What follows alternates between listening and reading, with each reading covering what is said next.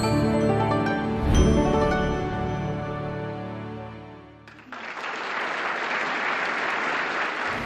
to be here. I'm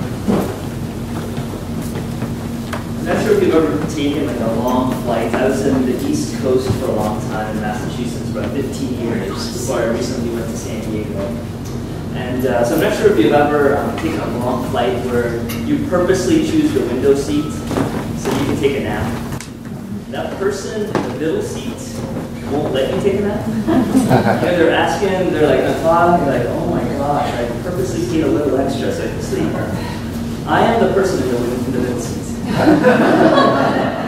So I love talking to people. So even on my flight from San Diego to Seattle and Seattle to Walla Walla, I had great conversations. I don't know if my seat partners enjoyed the conversations. I did. It was awesome. And usually when you're talking and they find out that I'm a math professor, two things happen. The first thing is they say, you must be smart. They just immediately say somehow that I must be a smart person just because I'm a math professor. If I was a historian, I don't know if they would have said If I was a literary scholar, they might not. I have no idea, but somehow they think, oh my gosh, math, it must be kind of important. Cool. So that's an interesting fact to think about how important science is today and math is today. The second thing is they actually ask for a confession of their sins. There's kind of like this math confession that happens, and I'm like the math priest. And they say, you know, Father, forgive me, because I took algebra, and I didn't take trig. I took trig, and I really got lost in pre-calc. That's about, and you know, even if you go to grad school, it's like, I took differential equations, and I had to stop. There's this notion that somehow you've always failed in math. You know, in almost any subject, if I ask students, or if I ask, you know, people in the airplane, do you remember the last history class you took? And they're like, I don't remember, was it like World War II? Or what about the last English class? It's like, maybe it was Victorian era. It's like, do you remember the last math class? Oh, I totally remember the last class. I remember when I cried, and I remember talking to my mom, and there's like this deep pain associated with math. So thanks for coming out today. That really matters. You know, when people say that I must be smart because I'm a math professor, a lot of it has to do with, I think, the way I grew up in India, the way it was taught then. So let me show you this picture. This is how the Indian spectrum of smartness works. And in India, when you finish high school, you have to take a test, right? Instead of an SAT, it's like a major big test of all your 4 years. And that test determines your choice of college. So those kids who did it's a socialistic country, which means those kids who did great on their exam get to pick their college and their major. And then after they're done picking, the next kid gets to pick. Right? And that test sort of determines where you're going to go. And you can tell what your kid is going to major in or what your kid is majoring in based on their exam. So if you say, oh, my son or daughter is a math major, they say, oh my gosh, congratulations. And they say, oh, my son or daughter is a bio major, you're like, that's pretty good, it's all right. And you kind of work down the spectrum. They're studying econ. Okay, got that. Okay, and then they're like, oh, they're doing literature. I'm sorry, it's okay. It's like, yeah, my daughter's a musician. Oh my gosh, we'll pray for her tonight. There's a spectrum of what it means in India, and it turns out that spectrum is no different here. I used to think it was America was kind of radically different in the way it is, but it's exactly the same thing. And this is why when I'm in the plane and I say I'm a math professor, people say, you must be smart. There's this notion that people on the right side have more control over truth and reality than people on the left side. That somehow me just saying I'm a mathematician gives me power compared to anybody else, even though we both have PhDs.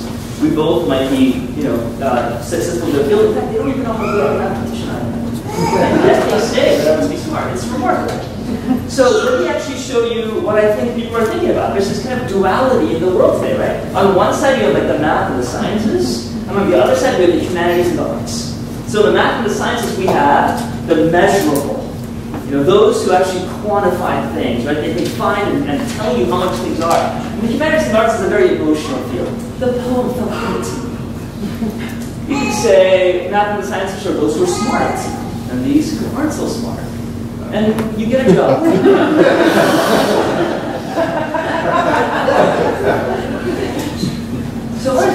actually, that I don't believe in this at all. And I actually think it's poisonous. Today, it seems like science is the only form of truth that can happen.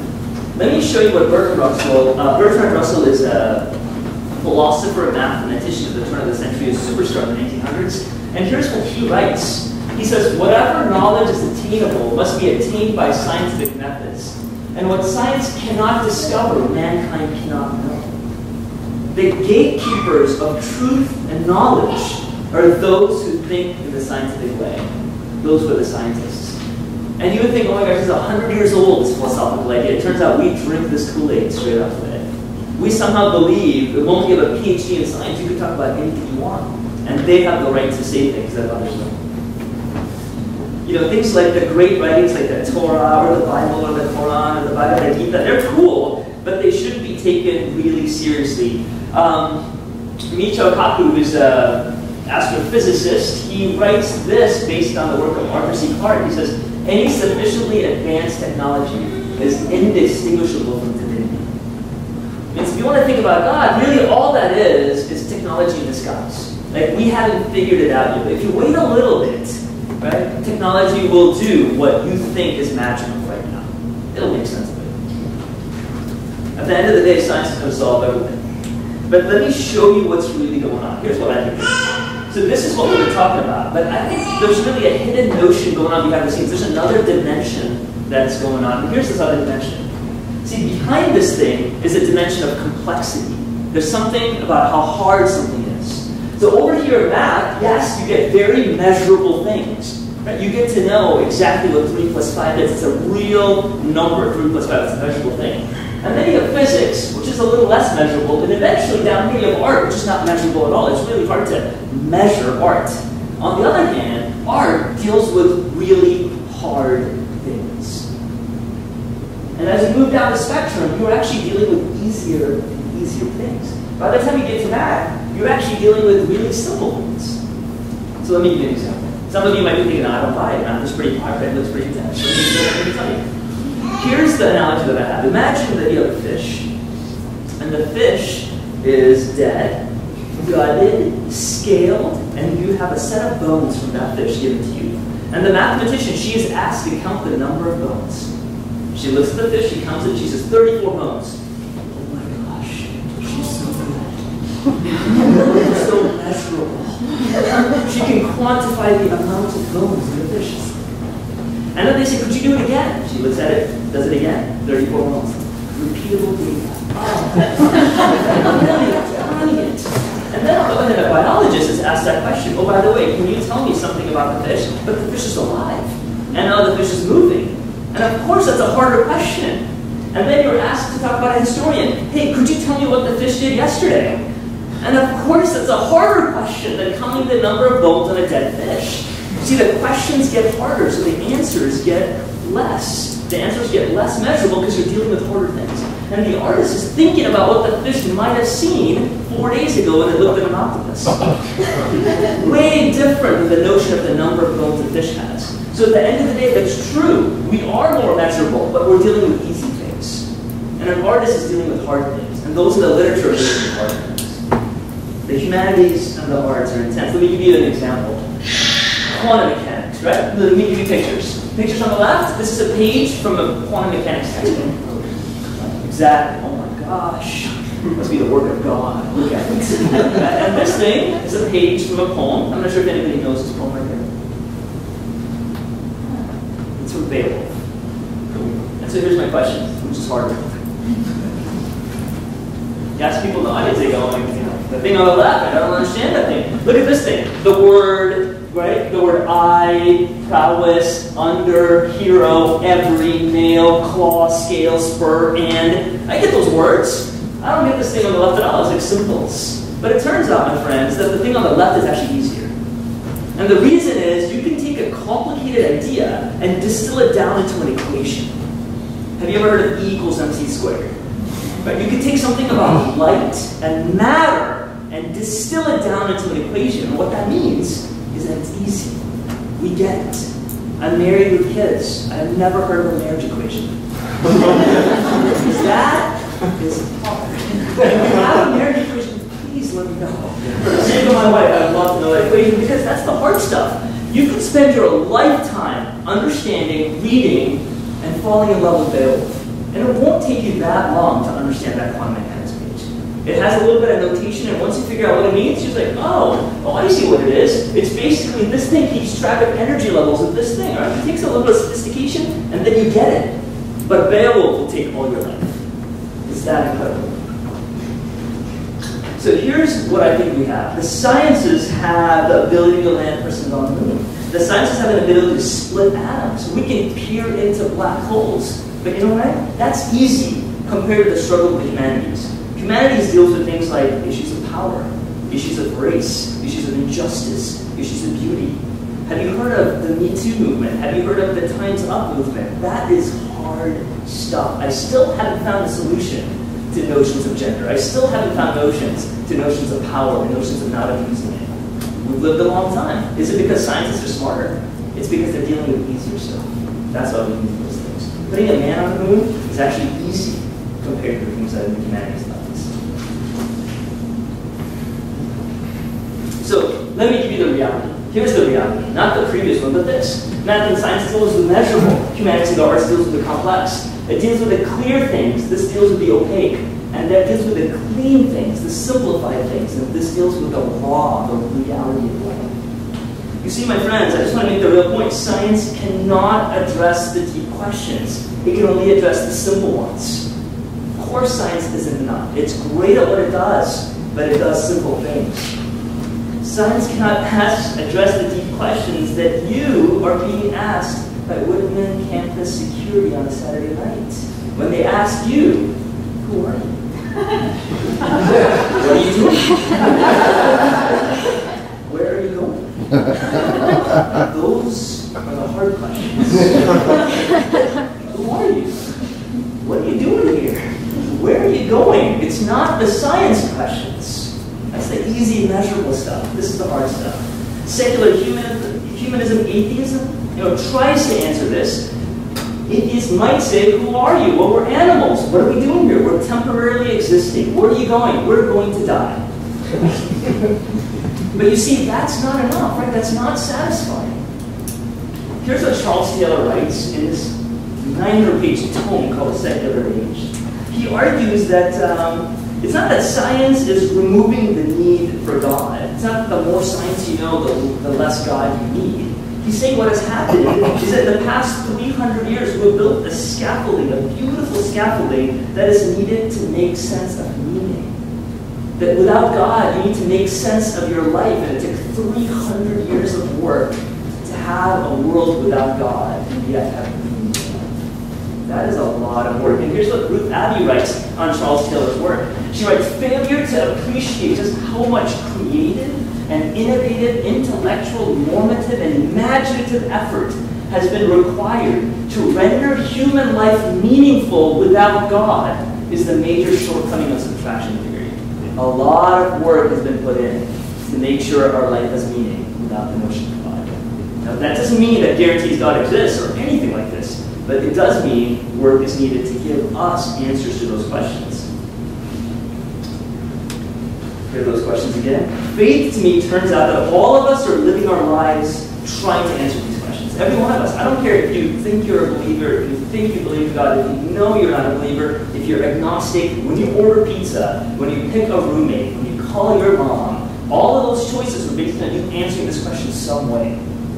Everybody's living their life answering this question some way. You can't get out of that. You're making your choices according to some story, maybe some set of beliefs on how and why things work. Maybe you're a Hindu, or a Muslim, or a Buddhist, or the American faith buffet. You pick a little and everything. But whatever it is, you're making some choices on how life works based on this. Now, personally, I believe a God exists. I believe a belief in God is not like a crutch that I kind of need him to help me out or anything like that. But it makes the most sense. Let me give you an example.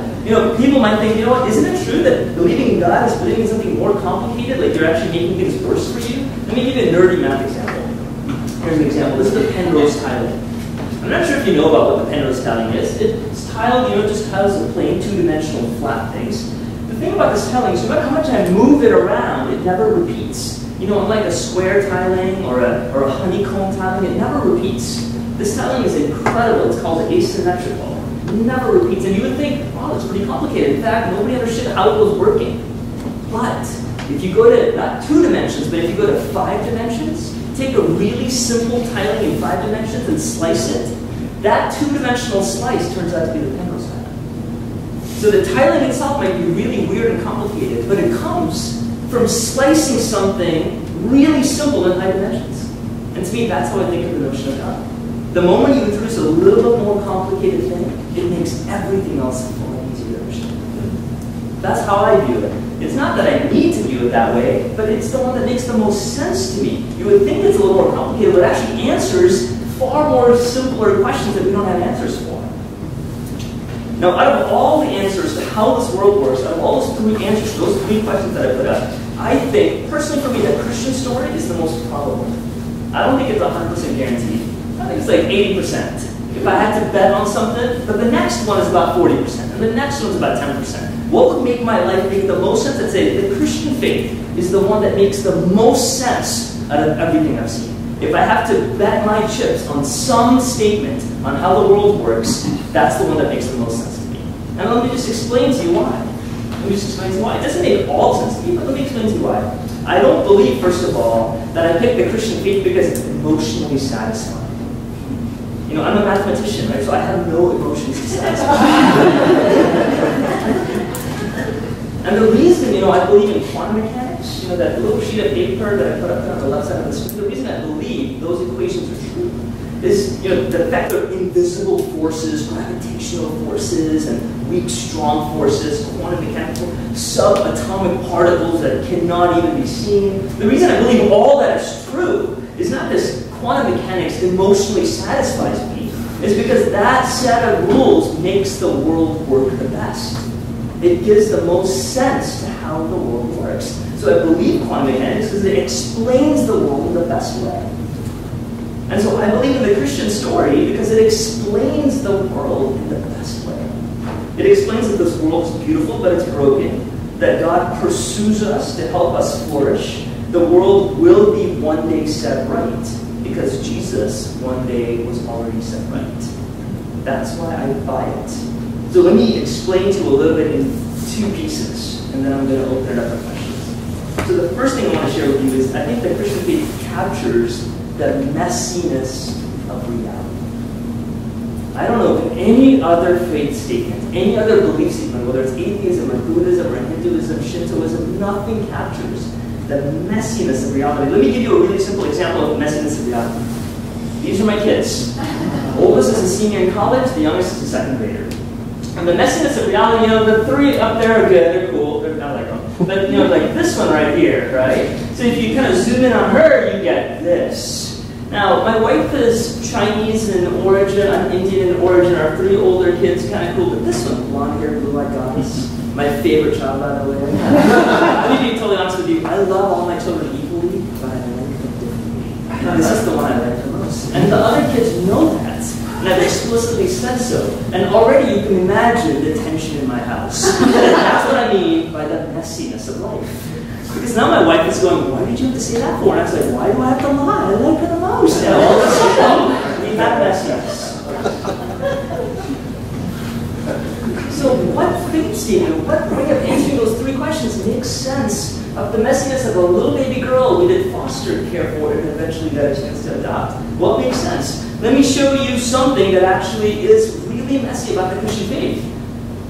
Scripture, namely the Old and the New Testament. Right? The Old Testament is the Hebrew Bible. The New Testament is added on to it. Writings, over 30 authors, over hundreds and hundreds of years. One of my favorite books ever is a book by Robert Alter. Robert Alter is a Christian. He is a professor at Berkeley, a legitimate, brilliant literary critic. And what he does is he critiques literary works. And he says, is this good as a work of literature? And he says, you know what? I know how to read the Hebrew word. Let me use my powers of literary criticism to understand poetry, to understand stories, and understand. Let me take my powers of measuring how good something is, and use those powers on the Hebrew Bible. Is it a good piece of literary writing, not theological, not to be followed, not historical, as a work of literature? Are the poems good? Are they good works of literature? Are they historically making sense of stories?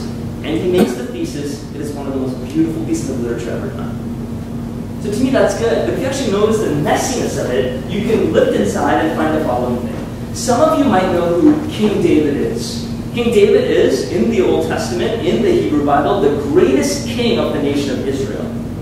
And in many circles, King David, including in the Jewish faith, is known to be the one who wants to emulate. One day we will have a king like King David who will come back. But let me tell you a little bit of story about King David. The first words, this is what Alter writes, the first words a person speaks in Hebrew narrative is the most important. I'm not sure if you know the first words that Romeo and Juliet, or Romeo speaks, but in Shakespeare, the first words aren't important. Do you know the soliloquy that Romeo has, with that Hamlet has with the skull? Do you know the issues of Macbeth and King Lear, all of those different issues? It's not the first words that matter. In the Old Testament, in Hebrew writing, the first words matter. They tell you who your character is. So what is King David's first words ever? Is it, Lord, I love you? Here are the songs I sing to you. Is it, I'll follow you anything you want? Here's his first words. What shall be done for the man who kills this guy? David's first words is, what shall be done for the man who kills this Philistine and takes away the report from Israel? Basically, he's saying, what do I get for killing him? That's David's first words. This is the man that is the greatest king, and the writers in Scripture chose that as his most important first words. Now, if you think that's maybe a misprint, they kind of messed up. First of all, I don't think that's true at all. But if you do, let's check out his last words. The last words King David says right before he dies is the following thing. Therefore, don't hold him guiltless. He's talking to his son Solomon. Last words, and he says, for you are a wise man. You will know what you should do to him, and you shall bring his gray head down with blood to hell. His last words is a mafia hit. He has promised this man that he wouldn't hurt him while he's alive. But David hasn't forgotten what he did to him. And so right before he dies, I promised him I wouldn't hurt him. But Solomon, in your wisdom, make sure this old man goes to hell with his gray head covered in blood. That's King David. And to me, this is the messiness of life. You see, when I see the Scriptures, the messiness is not hidden. When I read the Quran and when I read the other great faith statements, they are beautiful and clean. But the Scriptures, messy. And I can see my life in it. I can see my baby girl's life in it. I can see the messiness of my family's life in it. See, the other faiths don't deal with the mess. Hinduism, Buddhism says one day we're going to literally get the hell out of this world and escape it. Islam says it's all about perfection. But the Christian faith doesn't just address mess, it says the mess is at the center of the Christian faith. In fact, it says God comes to us. In the book of Job, God speaks to Job in his suffering. In Moses, God leads the nation of Israel. In Jesus, God himself comes. In all of it, God is coming down. God addresses injustice and pain by a messy and brutal death. It is not whitewashed. It is not clean. And God enters our history over and over again, and we can actually measure it. One of my favorite books ever is this book by Tom Wright, N.T. Wright. He writes about the book of the resurrection of the Son of God. And he says, in the notion of Jesus' life, death, and resurrection, you can actually measure it using historical methods. Just like Alter uses literary weapons to measure Scripture, Tom Wright uses historical weapons to measure Scripture. And he says, you know those claims of God being with us and resurrecting, you can actually measure it. And the second thing, the last thing I want to leave you with, why the Christian faith, I think, for me, is moving, is because it's grounded in a physical world. The first one is it's messy, and secondly, it has to do with physical worlds. We are physical beings. But here's what Bertrand Russell writes. 100 years ago, he writes this thing. Bertrand Russell writes, remote from human passions, remote even from the pitiful facts of nature, the generations have created an ordered cosmos. And he's talking about math right here. Because we've created an ordered cosmos where pure thought can dwell in its natural home, and where one, at least of our nobler impulses, and listen to these words, can escape from the dreary exile of the actual world.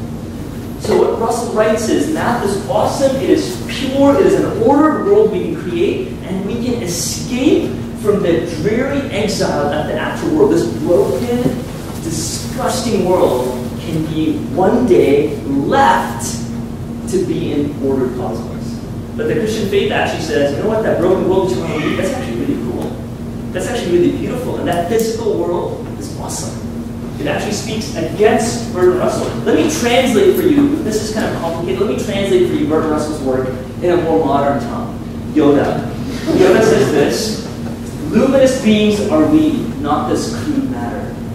We are more than this flesh. Can't get rid of this flesh. Man, I will be free one day when I'm out of this flesh.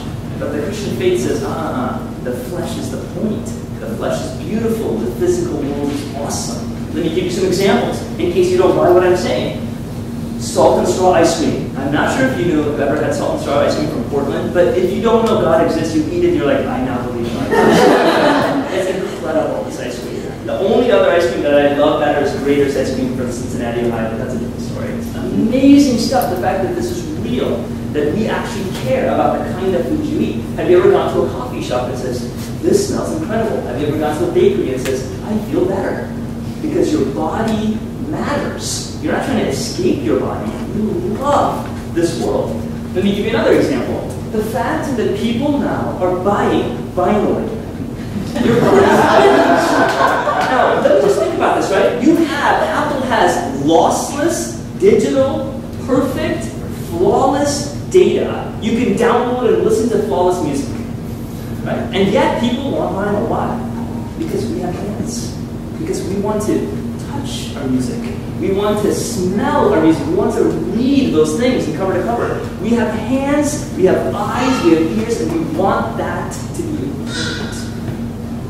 We can't just escape and think it's about the mind. The body matters. Let me give you another simple example. There's a huge unsolved problem in math for hundreds of years. And the unsolved problem was, can you turn something that is a rotational movement into a straight line? You know how trains work with their, with the side turning, and that was an unsolved problem. We didn't know how to solve that problem for hundreds of years. Can you take a rotational movement and move it into a straight line? Poncelet, this French engineer, found a way. And this is what the way is. It's a really simple linkage. You turn the red one like this, and the linkage has only 6 bars, and they move, and it makes the blue one go up and down. It's a really simple linkage. When people heard that this crazy unsolved problem was solved by such a simple method of rotating this thing and moving it up, they were blown away. In fact, I don't know if you know who Lord Kelvin was. Lord Kelvin and the Kelvin temperature scale. Lord Kelvin was a god who reigned the earth in Europe at that time, and whatever he said as a scientist was adored. J.J. Sylvester, who was a mathematician, built one of these things and took it to Lord Kelvin for him to see the answer. Instead of just showing him the answer and talking about it, he wanted to actually hand him a physical thing. And here's what Lord Kelvin says about it. Sylvester writes, Lord Kelvin nursed this model. He nursed this model as if it had been his own child. And when a motion was made to relieve him of it, he replied, no, I have not had nearly enough of it. It is the most beautiful thing I've ever seen. Why? Because the idea of that is important. The touching that becomes important. Because we have hands. All of a sudden, Lord Kelvin, one of the greatest scientists, wanted to touch the answer. What we touch matters. My friends, art matters. The way things look, the way things smell. This world that the Christian faith says, it won't be destroyed until we become spirits. It's just the world will be renewed. So let me give you some artwork that I've worked on. This is an example. This is a big piece of painting that I worked with my colleague Owen Chu, who's an artist in San Francisco and in Philadelphia. And it's called Cartography of Tree Spaces. It got shown in Berlin, in Pasadena, in lots of different places. Here's another thing. This is another physical thing that I did with a friend of mine. And it's a chicken coop. And this is actually made based on the design of Frank Gehry. So a friend of mine who's an architect, Shannon Stark, he came to my house. This is my backyard in San Diego. We designed a chicken coop based on Frank Gehry's design. See what happens. Now, in one sense, it's kind of silly. Who cares? But in another sense, we want to say art matters. The physical things matter. It doesn't matter. Those chickens are going to be some happy chickens in there. Let me show you this artwork that we did. This just got shown in Burning Man this past summer. And this is a 12-foot tall sculpture. It opens up, all the hinges open up to be about 30 feet wide, 17,000 LED lights and 4,000 pounds. Here's what it looks like in San Diego when it got displayed. So all of those panels open in different ways, and it has to do with two unsolved problems. An unsolved problem about math, that's a 500-year-old problem motivated by Albert Dürer. And inside has to do with an unsolved problem about what it means to be the shape of our universe. The shape of the Earth is a sphere, but what's the shape of the universe? If you get inside it, this is what it looks like. It's 12 mirrors that are about 5.5 feet tall, and it has about 5,000 lights that go around. My friends, what I want to say is that no other faith that I know dwells in the matter of flesh and blood. The Christian faith is obsessed with it, because the Christian faith's centerpiece is the resurrection of Jesus. And when Jesus came back from the dead, he didn't come back as a ghost, but he came back as a man with flesh and blood. And he said, touch my hands. Oh, and by the way, do you have any fish? Those words matter. The physical matters, to be fully human, fully alive, and the fact that God renews our world. Let me close with one of my favorite things that Karl Barth has ever said. So Karl Barth is probably the most brilliant theologian who existed in the last century.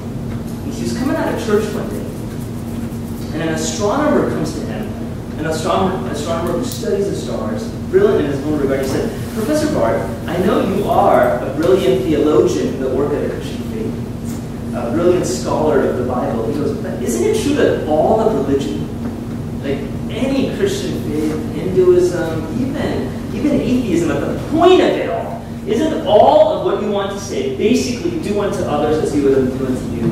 Can't every religion just be distilled down to this? I mean, listen, we're kind of like worrying about small things. This is a big picture, isn't it? And Karl Barth, who spent his entire life on studying the scripture, thought about it for a little bit. And he turned to the astronomer and he said, my friend, you know, you have this one saying that distills all of faith into this, but I think, isn't there also one saying that distills all of astronomy? And his friend goes, what one saying is there that distills black holes and quasars and the way the universe works? What can you possibly say that distills all of astronomy in one phrase? And Barth says, twinkle, twinkle, little star, how I wonder. And so at the end of the day, we can trivialize and distill down what somebody else is thinking into small catchphrases. But there are huge arguments behind it that make sense. Thank you for listening to me.